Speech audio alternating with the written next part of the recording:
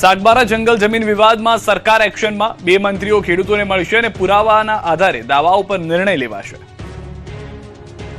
સાગબારામાં આદિવાસી ખેડૂતોના ધરણાનો આજે 21મો દિવસ છે. જો કે આજે ખેડાણ અટકાવવા માટે એક પણ વનકર્મી સ્થળ પર પહોંચ્યો ન હતો. હવે સમગ્ર વિવાદના ઉકેલ માટે સરકારે મહત્વનો નિર્ણય લીધો છે. આવતીકાલે રાજ્ય કક્ષાના બે મંત્રીઓ સાગબારા પહોંચશે. વનમંત્રી પ્રવીણ માળી અને જિલ્લા પ્રભારી રાજ્યમંત્રી ઈશ્વર પટેલ ખેડૂતો સાથે સીધી મુલાકાત કરશે.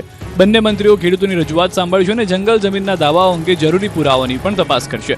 સરકાર તરફથી સ્પષ્ટ કરવામાં આવ્યું છે કે જમીનના દાવાઓ અંગે પુરાવાના આધારે નિર્ણય લેવામાં આવશે. લાંબા સમયથી ખેડૂતો જંગલ જમીન પરના પોતાના હક અને ખેડાણને લઈને આંદોલન કરી રહ્યા છે. આ દરમિયાન લીલા વસાવાના આહવાન બાદ આજે સાગબારાના 12 ગામના આદિવાસી ખેડૂતોએ જંગલ જમીન પર ફરી ખેડાણ શરૂ કર્યું.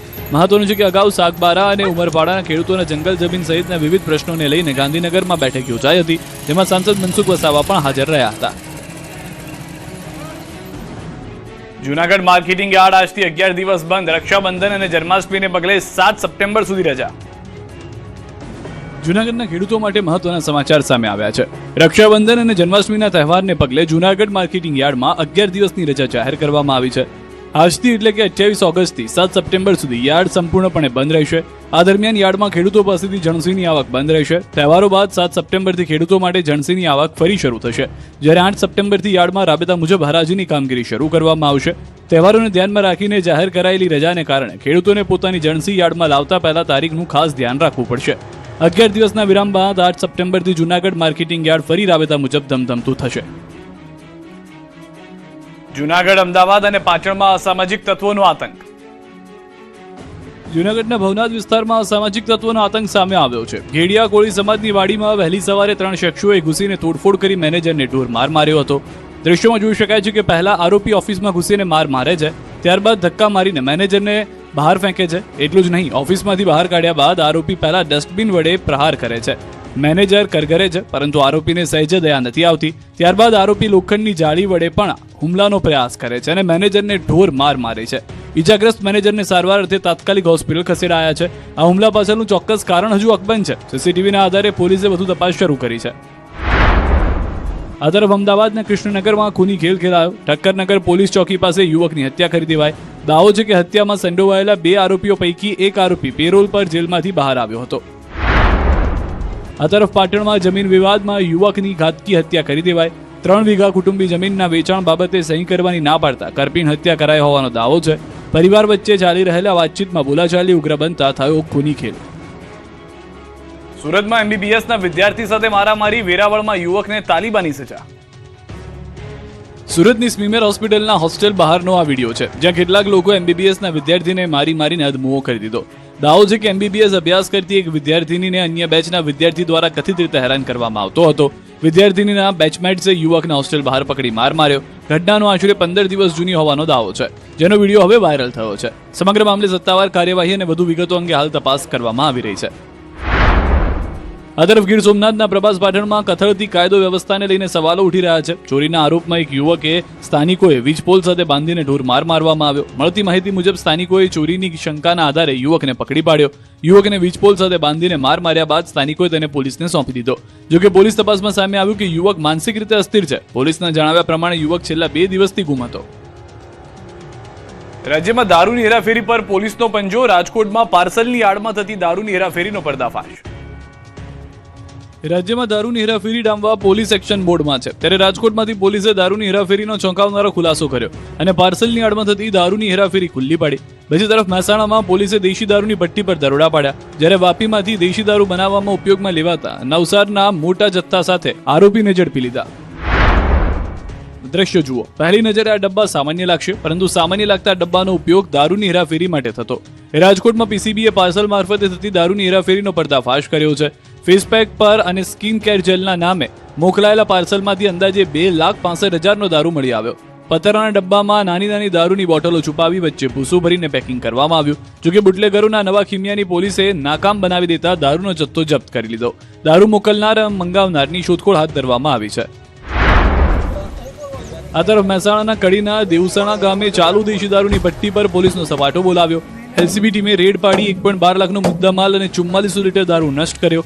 મહેસાણા એલસીબી ટીમે કડીના દેવસણા ગામે તળાવ કિનારે આવેલી બાવળની જાળીઓમાં દરોડા પાડ્યા. પોલીસે સ્થળ પરથી 44 લીટર વોશ અને પ્લાસ્ટિકના 23 મોટા પીપ સહિત કુલ 1.12 લાખ રૂપિયાનો પ્રોહિબિશનનો મુદ્દામાલ ઝડપી પાડ્યો. પોલીસે તમામ સામગ્રી અને દેશી દારૂ બનાવવાનો વોશ સ્થળ પર જ નાશ કર્યો. આ તરફ વલસાડ એસઓજી પોલીસની ટીમને મોટી સફળતા મળી છે. દેશી દારૂ બનાવવામાં ઉપયોગમાં લેવાતા નવસારના મોટા જથ્થા સાથે 2 આરોપીની ધરપકડ કરી. આરોપીઓ પાસેથી 15,000થી વધુની નવસારની સ્ટીકરનો જથ્થો કબજે કરાયો. પકડાયેલ આરોપી સુલેમાન ઇબ્રાહિમ શેખ ભાજપ લઘુમતી મોરચાના વલસાડ તાલુકાના પ્રમુખ હોવાનું પ્રાથમિક તપાસમાં બહાર આવ્યું છે. ભાજપમાં હોદ્દા ધરાવતા હોવા છતાં આ પ્રકારની ગેરપ્રવૃત્તિની સંડોવણી નીકળતા રાજકારણ પણ ગરમાયું છે. સુરતના પુણા ઉમરવાડામાં બોગસ ડોક્ટરનો પર્દાફાશ. ડિગ્રી વગર દર્દીઓની સારવાર કરતા 4 ઝડપાયા.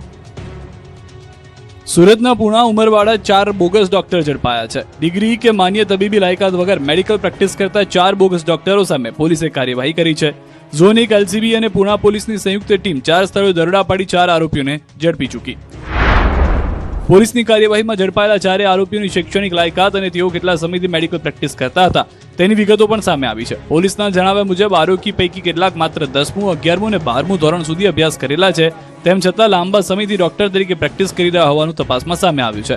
પોલીસ કાર્યવાહીમાં 4 આરોપીઓ પાસેથી કુલ ₹4,90,981ની કિંમતનો મેડિકલ સામાન અને એલોપેથી દવાનો જથ્થો ઝડપી પાડવામાં આવ્યો.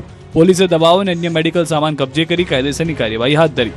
તપાસ દરમિયાન 4 સ્થળોએ લોકો પોતાને ડોક્ટર તરીકે ઓળખાવી દર્દીઓની સારવાર કરતા હોવાનું પોલીસના ધ્યાનમાં આવ્યું. પોલીસના જણાવ્યા પ્રમાણે આરોપીઓ પાસે કોઈ માન્ય મેડિકલ ડિગ્રી ન હોવા છતાં તેઓ એલોપેથી દવાઓનો ઉપયોગ કરીને બીમાર દર્દીઓની સારવાર કરતા. આ કેસની તપાસ દરમિયાન 2 આરોપીઓ સામે અગાઉ પણ આવી જ પ્રકારની કાર્યવાહી થઈ હોવાનું સામે આવ્યું. પોલીસે જણાવ્યું છે કે આ પ્રકારની ગેરકાયદેસર મેડિકલ પ્રેક્ટિસના કારણે યોગ્ય તબીબી લાયકાત વગર દર્દીઓની સારવાર થતી હોવાથી દર્દીઓના જીવન અને શારીરિક સલામતી સામે ગંભીર જોખમ ઊભું થઈ શકે છે. વડોદરા, અમદાવાદ અને અમરેલીમાં અકસ્માત. બાળકી સહિત કુલ 3ના મૃત્યુ. ગીર સોમનાથના કોડીનાર વડનગર બાયપાસ પર 2 બાઇક વચ્ચે અકસ્માત સર્જાયો, જેમાં એક બાળક સહિત 3 લોકો ઇજાગ્રસ્ત થયા. ઇજાગ્રસ્તોને પ્રથમ કોડીનાર અને બાદમાં વધુ સારવાર માટે વેરાવળ લઈ જવાયા છે. વડોદરાના માણેજા ક્રોસિંગથી જાંબુઆ તરફ જતા રસ્તા પર બાઇક ચાલકે મહિલા અને 2 બાળકીઓને અડફેટે લીધી, જેમાં એક બાળકીનું મોત થયું. રાત્રિના સમયે પૂરપાટ ઝડપે પસાર થતા બાઇક ચાલકે મહિલા અને બાળકીઓને ટક્કર મારી, જેના પગલે સમગ્ર વિસ્તારમાં અફરાતફરી મચી ગઈ. દુર્ઘટના બાદ ઇજાગ્રસ્ત 3ને હોસ્પિટલ લઈ જવાયા હતા, જ્યાં તબીબોએ એક બાળકીને મૃત જાહેર કરી. રક્ષાબંધનની પૂર્વ રાત્રિએ જ બાળકીનું મોત થતા પરિવારજનોમાં શોકનો માહોલ ફેલાયો. આ તરફ અમદાવાદમાં એલિસ બ્રિજ પાસે કાર ચાલકને નડ્યો અકસ્માત. પૂર ઝડપે આવતી કાર ડિવાઈડર સાથે અથડાઈ હતી. કાર ચાલકે સ્ટીયરિંગ પરથી કાબુ ગુમાવતા અકસ્માત સર્જાયો, જેમાં કારમાં સવાર ચાલક ગંભીર રીતે ઇજાગ્રસ્ત થયો હતો. આ તરફ અમરેલીના જાફરાબાદ તાલુકાના નાગેશ્રી ચૌત્રા માર્ગ પર મોડી રાત્રે અકસ્માત સર્જાયો. ટ્રેક્ટર અને બાઇક વચ્ચે અકસ્માત સર્જાયો, જેમાં 2 લોકોના મોત થયા. બાઇક સવાર બંને યુવાનોએ ઘટના સ્થળે જ દમ તોડ્યો. અમદાવાદની આનંદ નિકેતન સ્કૂલમાં મલાલાના પુસ્તકને લઈને વિવાદ. બજરંગ દળ અને રાજકીય કાર્યકરો વચ્ચે બોલાચાલી. यहाँ पे बुक रीडिंग सेशन चल रहा है. आपका नाम क्या है? અમદાવાદના બોપલ વિસ્તારમાં આવેલી આનંદ નિકેતન સ્કૂલમાં મલાલા યુસુફના પુસ્તકને લઈને વિવાદ સર્જાયો. બજરંગ દળના વિરોધ બાદ સ્કૂલમાં વિદ્યાર્થીઓને પુસ્તકનું વાંચન બંધ કરાવવામાં આવ્યું હોવાનો દાવો કરવામાં આવ્યો. જોકે આ પુસ્તકનું વાંચન ફરી શરૂ કરવાની માંગ સાથે કેટલાક રાજકીય કાર્યકરો અને નેતાઓ વસ્ત્રાપુરના ઓડા ગાર્ડન ખાતે એકત્ર થયા. આ દરમિયાન બજરંગ દળના કાર્યકરો પણ સ્થળ પર પહોંચ્યા હતા. બંને પક્ષ સામસામે આવતા ઉગ્ર બોલાચાલી થઈ અને બાદમાં ધક્કામુક્કીની સ્થિતિ સર્જાઈ. આક્ષેપ છે કે કેટલાક લોકોનો ટપલી દાવ પણ કરવામાં આવ્યો. સમગ્ર ઘટનાને પગલે ઓડા ગાર્ડન ખાતે થોડા સમય માટે તંગદિલીનો માહોલ સર્જાયો. ઘટનાની જાણ થતાં પોલીસ કાફલો તાત્કાલિક સ્થળ પર પહોંચ્યો. પોલીસે બંને પક્ષોને સમજાવી મામલો થાળે પાડ્યો અને સ્થિતિ પર કાબુ મેળવ્યો હતો. મહેસાણાના કડા ગામે ગૌચર જમીન પર ગેરકાયદે ખનનનો મામલો. મુખ્યમંત્રીના આદેશ બાદ અધિકારીની તાત્કાલિક બદલી. મહેસાણાના કડા ગામની ગૌચર જમીન પર ગેરકાયદે ખનનનો મામલો હવે ગાંધીનગર સુધી પહોંચ્યો છે. ગૌચર જમીન પર ગેરકાયદે ખનન અંગે રાજ્ય સ્વાગત કાર્યક્રમમાં મુખ્યમંત્રી ભૂપેન્દ્ર પટેલ સમક્ષ રજૂઆત કરવામાં આવી. રજૂઆતને ગંભીરતાથી લેતા મુખ્યમંત્રીએ ગેરકાયદે ખનન સામે તાત્કાલિક અને કડક કાર્યવાહી કરવા આદેશ આપ્યો. મુખ્યમંત્રીના આદેશ બાદ તંત્ર પણ હરકતમાં આવ્યું. ગેરકાયદે ખનનના મામલે અધિકારી પ્રતીક શાહની તાત્કાલિક અસરથી બદલી કરવામાં આવી. સાથે જ જિલ્લા વહીવટીતંત્ર અને કમિશનર જીઓલોજી એન્ડ માઇનિંગ પણ જરૂરી કાર્યવાહી કરવા સ્પષ્ટ તાકીદ કરવામાં આવી. રાજ્ય સ્વાગત કાર્યક્રમમાં થયેલી રજૂઆત બાદ સમગ્ર મામલે તાત્કાલિક પગલાં લેવા તંત્રમાં દોડધામ મચી. ગૌચર જમીન પર થતા ગેરકાયદે ખનન સામે હવે કડક કાર્યવાહી કરવાની દિશામાં સરકાર એક્શનમાં આવી. મુખ્યમંત્રીના આદેશ બાદ ગેરકાયદે ખનન પર કેટલો અંકુશ આવે છે અને આગળ તંત્ર દ્વારા શું કાર્યવાહી કરવામાં આવે છે તેના પર સૌની નજર રહેશે.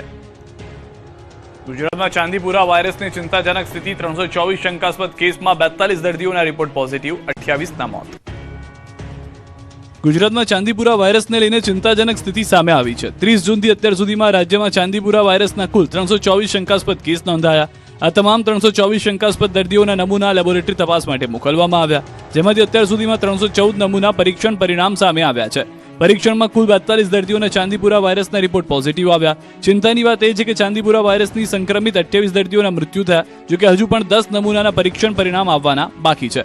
આંકડાઓ સામે આવતા ચાંદીપુરા વાયરસને લઈને આરોગ્ય તંત્રની ચિંતા વધી છે. હવે બાકી રહેલા 10 નમૂનાના રિપોર્ટ અને નવા શંકાસ્પદ કેસો પર આરોગ્ય વિભાગની નજર રહેશે. રાજ્યમાં ચાંદીપુરા વાયરસના સંક્રમણને રોકવાની શંકાસ્પદ દર્દીઓની સમયસર સારવાર માટે તકેદારી વધુ મહત્વપૂર્ણ બની છે. માની જશે મેઘરાજા. 1 સપ્ટેમ્બર બાદ વાતાવરણમાં પલટાની શક્યતા. 12 સપ્ટેમ્બરથી વધી શકે છે વરસાદનું જોર. તારીખ 3 થી 10 સપ્ટેમ્બરમાં વરસાદ થવાની શક્યતા રહેશે. જન્માષ્ટમી ઉપર છાંટાછૂટી થવાની શક્યતા રહેશે. ગુજરાતમાં આગામી દિવસોમાં ફરી વરસાદનું જોર વધવાની આગાહી કરવામાં આવી છે. હવામાન નિષ્ણાંત અંબાલાલ પટેલના અનુમાન મુજબ 1 સપ્ટેમ્બરની આસપાસ રાજ્યના હવામાનમાં પલટો આવી શકે છે. આગામી જન્માષ્ટમીએ પણ રાજ્યમાં મેઘમહેરની અંબાલાલ પટેલે આગાહી કરી છે. ઉપરાંત તેમણે 12 સપ્ટેમ્બરથી વરસાદનું જોર વધવાની શક્યતા વ્યક્ત કરી છે. હવામાન નિષ્ણાંતનું માનીએ તો રાજ્યના જે વિસ્તારોમાં હજુ વરસાદ બાકી છે ત્યાં પણ વરસાદ પડવાની શક્યતા છે. 3 થી 10 સપ્ટેમ્બરમાં તો વરસાદ થશે, પરંતુ 12 સપ્ટેમ્બરમાં દરિયામાં ભારે પવન ફૂંકાવાની શક્યતા છે. હવામાનમાં 12ની આસપાસ પલટો આવવાની શક્યતા છે અને 12 તારીખથી લગભગ દક્ષિણ ભારતમાં પણ વરસાદ થવાની શક્યતા છે, જેની અસરો છેક અરબી સમુદ્ર સુધી થવાની શક્યતા રહેશે. હવાના હળવા દબાણ ઊભા થવાની શક્યતા રહેશે, એટલે 12 સપ્ટેમ્બર પછી પણ સારો વરસાદ થવાની શક્યતા રહેશે. આ તરફ નેપાળમાં સર્જાયેલી કુદરતી આફતને લઈને પણ અંબાલાલ પટેલે મહત્વનું અનુમાન વ્યક્ત કર્યું. તેમણે જળ સંબંધિત ઘટનાઓ અને કુદરતી આફતો અંગે સંકેત આપતા હિમાલયમાં વધતા બાંધકામ અને વૃક્ષોના નિકંદન અંગે ચિંતા વ્યક્ત કરી. અંબાલાલ પટેલના મતે મીન રાશિના શનિની અસર ઉત્તર ભારત, નેપાળ, સિક્કિમ, અરુણાચલ પ્રદેશ, નાગાલેન્ડ, મેઘાલય અને કાશ્મીર સહિતના હિમાલય વિસ્તારોમાં જોવા મળી શકે છે. નેપાળમાં જે દુર્ઘટના બની તે વૈજ્ઞાનિકો માટે પણ પડો છે અને નેપાળમાં લગભગ જોવા જઈએ તો કુદરતની સામે હિમાલયમાં વટરો બનવી અને વૃક્ષોનું છેદન થવું, પ્રકૃતિ જે છે એના મૂળ સ્વરૂપમાં ના રાખવું, તેના અંગે કંઈક થઈ શકી હશે. નેપાળમાં પ્રચંડ પૂરથી હાહાકાર. ગુજરાતના 23 લોકો સહિત 288 ભારતીયો સંપર્ક વિહોણા. 359થી વધુના મૃત્યુ. નેપાળમાં ભારે વરસાદ અને પ્રચંડ પૂરના કારણે સ્થિતિ અત્યંત ગંભીર બની છે. પૂરની વિનાશક સ્થિતિ વચ્ચે મોટી સંખ્યામાં લોકો સંપર્ક વિહોણા બન્યા છે. નેપાળમાં હજુ આશરે 1500 લોકો ગુમ હોવાની માહિતી સામે આવી છે, જેમાં 288 ભારતીયો પણ ગુમ હોવાનું સામે આવ્યું છે. ચિંતાની વાત એ છે કે ગુજરાતના પણ 23 લોકો નેપાળમાં સંપર્ક વિહોણા બન્યા છે. અમદાવાદના 4 લોકો પણ નેપાળમાં લાપતા હોવાની માહિતી છે. આ ઉપરાંત વડોદરા અને આણંદના એનઆરઆઈ દંપતી સહિત અમરેલી, રાજકોટ અને મહેસાણા લોકો પણ ગુમ હોવાનું સામે આવ્યું છે. સુરત અને ગાંધીનગરના કેટલાક લોકો પણ નેપાળમાં સંપર્ક વિહોણા બન્યા છે. નેપાળમાં ભારે વરસાદ બાદ આવેલા પ્રચંડ પૂરે અનેક વિસ્તારોમાં તબાહી મચાવી છે. કૈલાશ માનસરોવર યાત્રાએ ગયેલો અમદાવાદનો એક પરિવાર પણ લાપતા છે. અમદાવાદના પટેલ પરિવારનો હજુ સુધી સંપર્ક થઈ શક્યો નથી. અમદાવાદમાં રહેતા પંકજ પટેલ નામના વ્યક્તિના ભાઈ, ભાભી અને મોટા બહેન સંપર્ક વિહોણા છે. પૂરના કારણે અત્યાર સુધીમાં 359 લોકોના મોત થયા હોવાની માહિતી છે. હવે ગુમ થયેલા લોકોની શોધખોળ અને સંપર્ક સ્થાપિત કરવા માટે બચાવ કામગીરી તેજ કરવામાં આવી રહી છે. ગુજરાતના સંપર્ક વિહોણા લોકો અંગે પણ તેમના પરિવારજનોમાં ચિંતા વ્યાપી છે. સરકાર અને તંત્ર દ્વારા ગુમ થયેલા લોકોની માહિતી એકત્ર કરી તેમના પરિવારજનો સુધી પહોંચાડવાના પ્રયાસો કરવામાં આવી રહ્યા છે. નેપાળની જળ હોનારતથી મોરારી બાપુ વ્યથિત છે. તેમણે જળ હોનારતમાં મૃત્યુ પામેલા લોકોને શ્રદ્ધાંજલિ પાઠવી અને તેમના પરિવાર પ્રત્યે સાંત્વના વ્યક્ત કરી. સાથે જ મોરારી બાપુએ 51 લાખ રૂપિયાની સહાયની પણ જાહેરાત કરી છે, જેમાં 11 લાખ રૂપિયા ભારતીય પીએમ ફંડમાં જમા કરાવાશે, જ્યારે 40 લાખ રૂપિયા નેપાળના વડાપ્રધાન રાહત ફંડમાં અપાશે. બનાસકાંઠાના ધાનેરામાંથી 38 લાખથી વધુ કિંમતના પોસ્ટ ડોળા ઝડપાયા. બનાસકાંઠા રેન્જ પોલીસે કારમાંથી 228.7 કિલો પોસ્ટ ડોળાનો જથ્થો કબજે કર્યો. જથ્થો ડીસા ધાનેરા થઈ રાજસ્થાન લઈ જવાતો હતો. પોલીસનું ચેકિંગ જોઈ આરોપી કાર મૂકી ફરાર. કારમાંથી 6 જોડ બોગસ નંબર પ્લેટ મળી. કુલ 50 લાખથી વધુનો મુદ્દામાલ જપ્ત કરી એનડીપીએસ હેઠળ તપાસ શરૂ કરી. રાજકોટમાં 15 વર્ષીય સગીરા સાથે દુષ્કર્મના આક્ષેપમાં આરોપી ઝડપાયો. કેટરર્સમાં કામ કરતી સગીરાને પ્રેમજાળમાં ફસાવી ઓફિસમાં લઈ જઈ 4 વખત દુષ્કર્મ આચર્યાનો ફરિયાદમાં ઉલ્લેખ. સગીરા અને પરિવારને જાનથી મારી નાખવાની ધમકી પણ આપ્યાનો આક્ષેપ. તોરાળા પોલીસે પોક્સકો સહિતની કલમો હેઠળ ગુનો નોંધી તપાસ શરૂ કરી. અમદાવાદના વસ્ત્રાપુરમાં યુવકનો આપઘાત. હિમાલય આર્કેડના ચોથા માળેથી યુવકે છલાંગ લગાવી જીવન ટૂંકાવ્યું. ઘટનાની જાણ થતાં પોલીસ સ્થળે મૃતદેહને પોસ્ટમોર્ટમ માટે ખસેડ્યો. આપઘાત પાછળનું કારણ અકબંધ. સુરતના કડોદરામાં પરિણીતાના આપઘાત કેસમાં ચોંકાવનારો વળાંક. પોસ્ટમોર્ટમ દરમિયાન આંતરવસ્ત્રમાંથી સુસાઇડ નોટ મળી આવી હોવાનો પરિવારનો દાવો. નોટમાં પતિના કથિત અફેરનો ઉલ્લેખ હોવાની માહિતી. મહિલાના ભાઈની ફરિયાદ બાદ પતિ સૌરભ અને અન્ય યુવતીની ધરપકડ. પોલીસે ટેકનિકલ પુરાવાના આધારે તપાસ તેજ કરી. અરવલ્લીના મોડાસામાં સગરવાડામાં રાત્રે કાચા મકાનનો સ્લેબ ધરાશાયી. રક્ષાબંધન માટે આવેલા બહેન ભાણિયા સહિત 4 લોકો સ્લેબ નીચે પટકાયા. નીચેના મકાનમાં પણ 3 લોકો ઇજાગ્રસ્ત થયા. સદનસીબે મોટી જાનહાની ટળી. તમામ ઇજાગ્રસ્તોને સારવાર માટે ખસેડાયા. ગીરગઢડાની રાવલ નદીમાં ખનીજ માફિયાઓ બેફામ બન્યા. ધોકડવા ગામ નજીક રેતી ચોરીનો વિડીયો વાયરલ. અન્નપૂર્ણા મંદિર સામે દિવસ રાત રેતી ચોરી કરતી હોવાનો આક્ષેપ. બેરોકટોક ખનનને લઈને ખનીજ વિભાગની કામગીરી સામે સવાલો ઉઠ્યા. આસામના મુખ્યમંત્રી હિમંત બિસ્વા શર્મા ગુજરાતની મુલાકાતે. સોમનાથ મહાદેવના દર્શન કરી પૂજા અર્ચના કરી. ગુજરાતના ઔદ્યોગિક વિકાસ, ઇન્સેન્ટિવ પોલિસી, જીએસટી વ્યવસ્થા અને સરકારી પીએસયુની કામગીરીના વખાણ કર્યા. ગુજરાત મોડેલને આસામ માટે પ્રેરણારૂપ ગણાવ્યું. આસામના સેમિકન્ડક્ટર પ્લાન્ટની રોજ 48 લાખ ચીપ ઉત્પાદનની શક્યતા પણ વ્યક્ત કરી. બહુચરાજી મંદિરના વિકાસ કાર્યો પૂરજોશમાં. 76 કરોડના ખર્ચે નવીનીકરણ. પ્રથમ ફેઝનું 60% કામ પૂર્ણ. મહેસાણાના યાત્રાધામ શ્રી બહુચરાજી મંદિરના નવીનીકરણ અને વિકાસ કાર્યો પૂરજોશમાં ચાલી રહ્યા છે. યાત્રાધામ વિકાસ બોર્ડ દ્વારા મંદિરના જીર્ણોદ્ધાર અને નવીનીકરણ માટે 76 કરોડ રૂપિયાનું ટેન્ડર મંજૂર કરવામાં આવ્યું. મંદિરના નવનિર્માણની કામગીરી ઝડપથી આગળ વધી રહી છે અને પ્રથમ ફેઝનું અંદાજે 60% જેટલું કામ પૂર્ણ થઈ ચૂક્યું છે. હવે મંદિરના વિકાસ કાર્યોના બીજા ફેઝની પણ તૈયારીઓ શરૂ કરવામાં આવી છે. બીજા ફેઝમાં મંદિરની આસપાસના આશરે 500 મીટર વિસ્તારનો કાયાકલ્પ કરવામાં આવશે. દૂર દૂરથી આવતા માઈ ભક્તોની સુવિધા માટે નવા યાત્રિક ભવનનું પણ હાલમાં નિર્માણ કરવામાં આવશે. સાથે જ યાત્રિકો માટે નવી અને વિશાળ પાર્કિંગ વ્યવસ્થા પણ ઊભી કરવામાં આવશે. મંદિરની બાજુમાં આવેલા બાંધરિયા તળાવના પણ બ્યુટિફિકેશનની કામગીરી હાથ ધરવામાં આવશે. તળાવના વિકાસ સાથે અહીં વોકવે સહિતની વિવિધ સુવિધાઓ ઊભી કરવાનું આયોજન છે. આ વિકાસ કાર્યો પૂર્ણ થયા બાદ બહુચરાજી મંદિર પરિસરને વધુ આકર્ષક બનાવીને સાથે યાત્રિકોને આધુનિક અને સુવિધાજનક માળખું મળશે. યાત્રાધામના વિકાસ સાથે સૌથી મોટી સંખ્યામાં આવતા શ્રદ્ધાળુઓને દર્શન અને રોકાણ સહિતની વધુ સારી સુવિધાઓ મળી રહે તે દિશામાં કામગીરી આગળ વધી રહી છે. સુદામાનગરી પોરબંદરે પૂર્ણ કર્યા 1036 વર્ષ. શ્રાવણી પૂનમે ઉજવાયો ઐતિહાસિક સ્થાપના દિવસ. સુદામાનગરી અને ગાંધી જન્મભૂમિ તરીકે આગવી ઓળખ ધરાવતું પોરબંદરના 1036 વર્ષ પૂર્ણ થયા છે. અરબી સમુદ્રના કિનારે વસેલું પોરબંદર ગુજરાતના પ્રાચીન નગરોમાંનું એક છે. શ્રાવણી પૂનમના દિવસે પોરબંદરની સ્થાપના થઈ હોવાનું માનવામાં આવે છે. વિક્રમ સંવત 1046ની શ્રાવણી પૂનમથી પોરબંદરની સ્થાપનાની પરંપરા જોડાયેલી છે. પ્રાચીન સમયમાં પોરબંદરને સુદામાપુરી તરીકે ઓળખવામાં આવતું હતું. પુરાણોમાં પણ દ્વારકા અને પ્રભાસ પાટણની સાથે સુદામાપુરીને પ્રાચીન નગરી ગણાવવામાં આવી છે. પોરબંદર પર જેઠવા રાજવંશનું શાસન રહ્યું છે. જેઠવા વંશજોએ સૌપ્રથમ પોરબંદર નજીક આવેલા ઘુમલી ગામે પોતાની રાજધાની સ્થાપી હોવાનું ઇતિહાસમાં જોવા મળે છે. ત્યારબાદ રાણા સંઘજીના સમયમાં રાણપુરને રાજધાની બનાવવામાં આવી હોવાનો પણ ઇતિહાસમાં ઉલ્લેખ છે. શ્રાવણ પૂનમ સાથે પોરબંદરની દરિયાઈ પરંપરા પણ જોડાયેલી છે. પૂર્વે રાજવીની હાજરીમાં શહેરીજનો હનુમાનજી અને સુદામાજીની પૂજા કર્યા બાદ દરિયાદેવને નારિયેળ અને ચુંદડી અર્પણ કરતા હતા. આ પરંપરા આજે પણ ખારવા સમાજ દ્વારા જાળવી રાખવામાં આવી છે. શ્રાવણી પૂનમે દરિયાદેવની પૂજા કર્યા બાદ દરિયાઈ વેપાર અને સાગર ખેડાણની શરૂઆત કરવામાં આવી. એક સમયે સ્થાપના દિવસે જ રાજ પરિવાર તરફથી સુખડી તૈયાર કરી નગરજનોને પ્રસાદ રૂપે વહેંચવાની પરંપરા પણ હતી. પોરબંદરના સ્થાપના દિવસ નિમિત્તે ધારાસભ્ય અને કેબિનેટ મંત્રી અર્જુન મોઢવાડિયાએ પણ પોરબંદરના નાગરિકોને શુભેચ્છાઓ પાઠવી. ભવ્ય ઐતિહાસિક વારસો, સાંસ્કૃતિક પરંપરા અને મહાત્મા ગાંધીની જન્મભૂમિ તરીકે વિશ્વભરમાં આગવી ઓળખ ધરાવતા પોરબંદરના વધુ વિકાસની હવે શહેરીજનો પણ આશા રાખી રહ્યા છે.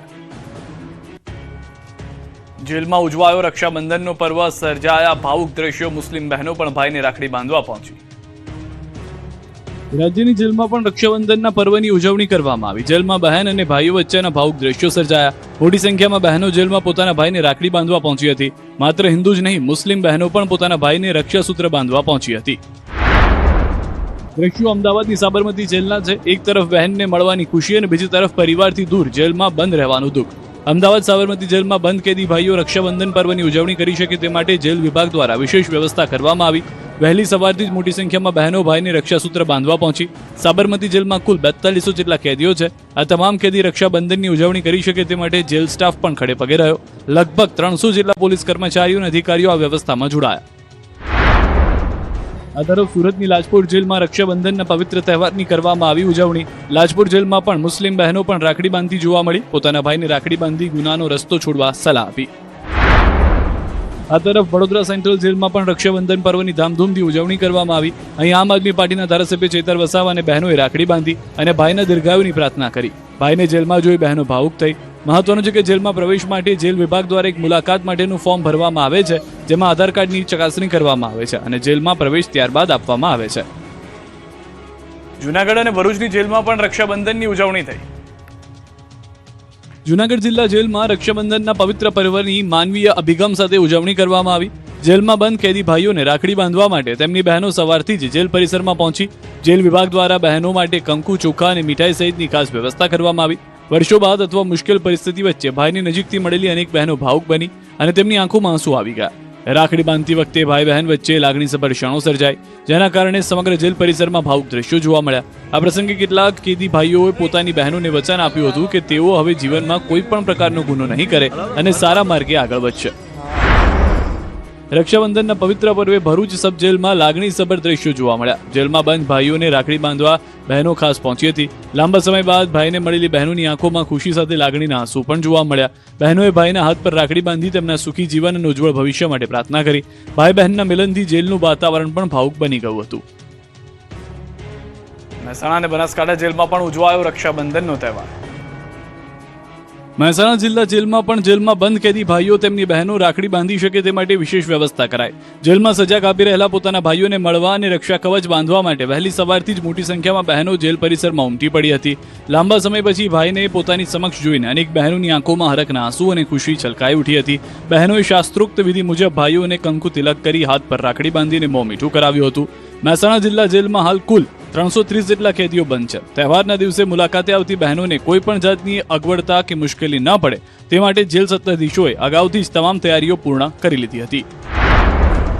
બનાસકાંઠાના પાલનપુર જિલ્લા જેલ ખાતે રક્ષાબંધન પર્વની ભાવભીની ઉજવણી કરવામાં આવી. બહેનોએ જેલમાં રહેલા પોતાના ભાઈઓને રાખડી બાંધીને ભાઈ બહેનના પવિત્ર સંબંધની લાગણી વ્યક્ત કરી. રાખડી બાંધતી વખતે અનેક બહેનોની આંખોમાં આંસુ જોવા મળ્યા અને સમગ્ર વાતાવરણ ભાવુક બની ગયું. દેશભરમાં હર્ષોલ્લાસ સાથે રક્ષાબંધનની ઉજવણી. પીએમ મોદી, અમિત શાહ અને CR પાટીલે બહેનો સાથે પર્વ ઉજવ્યો.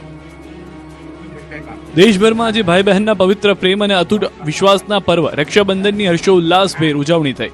રક્ષાબંધન નિમિત્તે વડાપ્રધાન નરેન્દ્ર મોદીએ પણ ખાસ રીતે પર્વની ઉજવણી કરી. પીએમ મોદીના નિવાસસ્થાને બાળકોએ તેમને રાખડી બાંધી. આ પ્રસંગે વડાપ્રધાન મોદીએ બાળકો સાથે સમય વિતાવ્યો અને રક્ષાબંધનની શુભકામનાઓ પાઠવી. વડાપ્રધાન મોદીએ શુભેચ્છા પાઠવતા જણાવ્યું કે આ પવિત્ર તહેવાર સૌના જીવનમાં ખુશીઓ અને સમૃદ્ધિ લઈને આવે. તો કેન્દ્રીય ગૃહમંત્રી અમિત શાહે પણ દેશવાસીઓને રક્ષાબંધનની શુભેચ્છા પાઠવી. અમિત શાહે રક્ષાબંધનને ભાઈ બહેનના પ્રેમ અને વિશ્વાસને સમર્પિત પર્વ ગણાવ્યું. સાથે જ સૌના જીવનમાં સુખ, શાંતિ અને સમૃદ્ધિ આવે તેવી પ્રાર્થના કરી. આ તરફ સુરતમાં કેન્દ્રીય જળસંચય મંત્રી CR પાટીલે પણ રક્ષાબંધનની ઉજવણી કરી. બહેને CR પાટીલને રાખડી બાંધી અને ભાઈની રક્ષા માટે ભગવાનને પ્રાર્થના કરી. આમ દેશભરમાં રક્ષાબંધનના પર્વની ઉજવણી માટે ભાઈ બહેનના સ્નેહ સાથે એકબીજાની સુરક્ષા અને સુખાકારીનું કામના કરવામાં આવી.